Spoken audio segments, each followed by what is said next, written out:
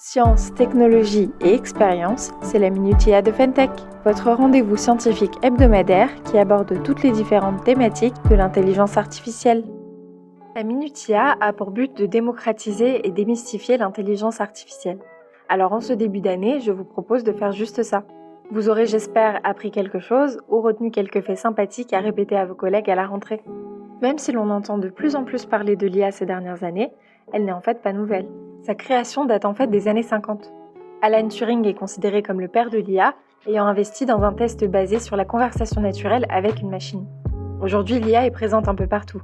Quand on fait du shopping online, les recommandations ou les sections vous aimeriez peut-être sont basées sur des intelligences artificielles comme le machine learning par exemple. C'est un type d'IA qui représente l'entraînement d'algorithmes en utilisant une quantité astronomique de données pour qu'ils puissent apprendre à faire une tâche sans avoir été explicitement programmés pour.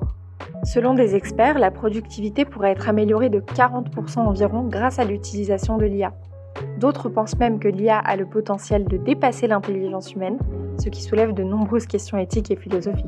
Même si la curiosité autour des voitures autonomes est à la hausse ces dernières années, techniquement, la première voiture sans pilote a été inventée en 1977 par une équipe japonaise du laboratoire Tsukuba.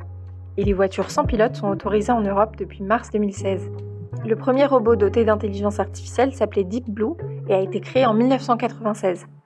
Il a été conçu pour jouer aux échecs et a gagné son premier match contre un champion du monde des échecs le 10 février 1996. Vers la fin des années 90, on voit également apparaître le robot Kismet. Il est construit pour reconnaître les émotions humaines en analysant le ton de la voix et le langage corporel. Le premier pays à accorder la citoyenneté à un robot a été l'Arabie Saoudite. Le robot humanoïde Sophia est devenu le premier non-humain à avoir reçu ce titre. Et depuis 2020, les robots ont mal. Alors non, ils ne ressentent pas réellement de douleur, mais ils peuvent détecter quand ils sont défectueux et même s'auto-réparer. C'est déjà la fin de ce podcast et de cette petite liste de fun facts sur l'IA. Merci à tous ceux qui sont restés jusqu'à la fin et je vous retrouve la semaine prochaine pour un nouveau numéro de la Minute IA. Je vous souhaite une très belle rentrée, n'oubliez pas de liker, de vous abonner à notre chaîne YouTube et à notre page LinkedIn. À la semaine prochaine!